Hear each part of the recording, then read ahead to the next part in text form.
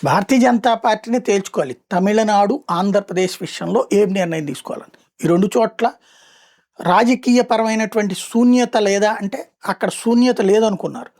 DMK, ADMK తప్పించి ఇంకోళ్ళకి సీనే లేదబ్బా. ఎవడొచ్చినా ఏ party పెట్టినా ఆళ్ళతోనే ఈళ్ళతోనే ఉండాలి. డీఎండీకే అట్లాగే జరిగింది, కమల్ హాసన్ అట్లాగే జరిగింది, శరత్ కుమార్ అట్లాగే జరిగింది. ఇదే మాటలు నడిచాయి సుదీర్ఘకాలంగా. బట్ అక్కడ ప్రత్యామ్నాయం చూశారు కదా, విజయ్ వైపుకి వెళ్ళారు కదా.